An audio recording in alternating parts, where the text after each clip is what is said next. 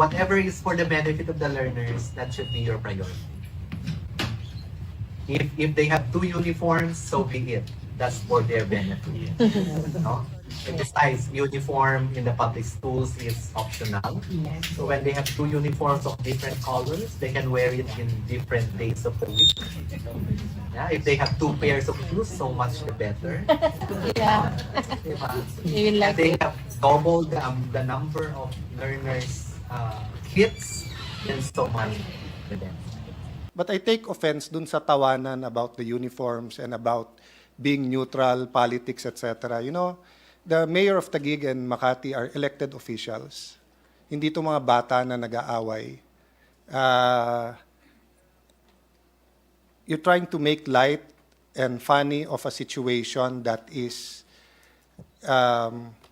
very crucial to these children. So let me start with a specific question. What is the policy of Deped regarding uniforms?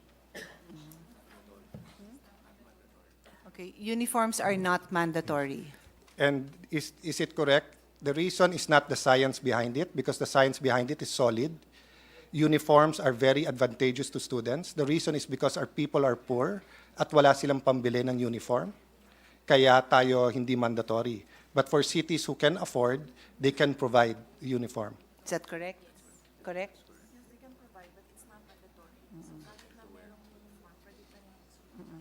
So they can provide, Your Honor, but according to Deped, it's still not mandatory. Well, if that's the statement, I have a problem with that. Because all of the science proves that uniforms are beneficial to students. And I was the impression of, kaya hindi mandatory kasi hindi makabili yung parents. Pero kung ipro-provide na ng local government, bakit hindi sila pag-uniform? Uniforms are anti-bullying.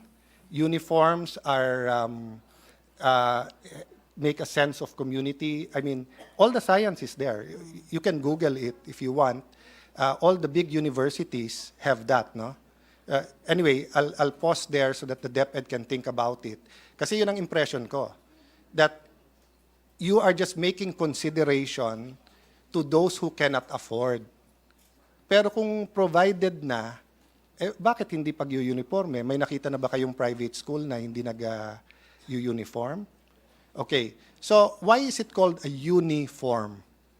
Di ba kasi isa lang?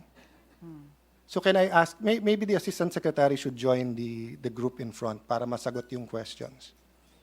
Kasi ikaw nag-make ng statement eh. Can you tell me, Assistant Secretary, So through the can, just for chairperson? the record, for our uso pa ba stenographer, recording na lang ng ano, sa YouTube. Who is it you're calling? Is this Francis Cesar Bringas? No? Yes. Okay, can you stay here? May I know from the sponsor if the Assistant Secretary knows any school in the world that has 2 uniforms at the same time? So, Mr. President, Vice President, Secretary said she was the one who told Asec to accept any uniform. Yes, accepting the uniforms and telling the teachers and students that in a way that's making it katatawanan, na you can wear one on Monday and one on Friday, is not the same as accepting uniforms. Yes. Do you, I can give you a book today, but to tell you, use my book on Monday, use PF's book on Tuesday and Wednesday, the concept of the uniform is uni, hindi multi. Ibig sabihin, isa lang. Diba? Kung hindi, multiform yan. Okay. I'll go to my second point. Ayaw niyong malito yung estudyante. Sabi niyo, alisin sila dun sa issue. Tapos, yung isa nilang notebook, Taguig, yung isa nilang notebook, Makati. Yung katabi nila, ang notebook, Taguig, ang katabi, Makati. You will make that a policy? Eh, yung ang lahat ng mga nakakabit sa classroom, pinatanggal nyo para nga walang, walang distraction. Tapos, pag-aawayin mo yung parents, kung sinong gusto sa Taguig, sino papayagan nyo yon? That is the implication of your policy. You said it's for the students. You said they can accept it, but in your meeting, you said they can use all of them. So, tamang policy yun? Mr. President, Asec Bringas apologizes for making light of the situation. Accept the apology. For me, no? For Taguig and the mayors, nasa kanila yon. I know you're working hard. I know you love the students. But we have to think of the consequences of our action. So kung ang China magbigay ng notebook sa Pag-asa Island, sasabihin natin pwedeng gamitin ng Pilipino yung China at saka yung The Supreme Court has already said that these barangays are Taguig and Makati is prohibited from exercising any jurisdiction. Giving them notebooks from their public funds is exercising jurisdiction. Giving them, accepting, okay, but telling them you need to use it, allowing them to use both, ma'am, is it that stepping on the autonomy of Taguig? Deped doesn't have full authority under the Deped schools in any city in the country. It's a joint responsibility with local autonomy. In fact, if you look at the basic education law, it is the principal who has that authority, not the secretary. Isn't it correct? Deped respects the opinion of... It's not an opinion, it's in the law. We're lawyers here, so ito. Basic Education Act, Republic Act 9155, consistent with national education policies, plans, standards, school heads shall have the authority, accountability, responsibility for the following. Number 7, administering and managing all personnel, physical, fiscal resources of the school, etc., etc. Then there's 1 to 8. The Assistant Secretary and the Secretary says this is all for the benefit of the learners. In the memorandum reshuffling the superintendent of Taguig, what law did you violate or disregard? Can we ask His Honor, Mr. President, for the date of the reshuffling, just to be sure they're aligned with the same incident One that His time Honor lang is naman kayo thinking of? nag-reshuffle, di ba? In the middle of everything, Okay. na wala namang gulo, na may nagsasabing ng gugulo, tinanggal nyo yung superintendent ng Taguig, di ba?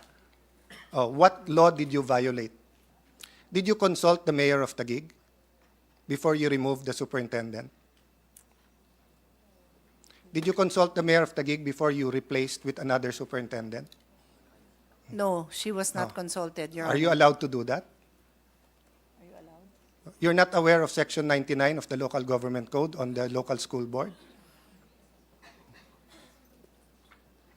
The Department of Education, Culture, and Sport shall consult the local school board on the appointment of division superintendents, district supervisors, schools principals, and other officials. I've been in Congress since 1998. I've always insisted in the proper consultation. So, sabi nyo may gulo sa 10 barangay, may 28 barangays ang Taguig. Naka-ilan libong meeting ang superintendent sa opening ng classes. Lahat ng programa, inattendan niya yung meetings.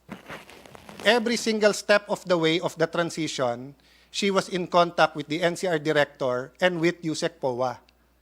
But then, nung may nang gulo, na wala namang gulo, tinanggal nyo na walang consultation sa local government. So how can you say that you care about the learners in Taguig? Did you care about the 28 barangays and all the other schools making preparations for opening classes?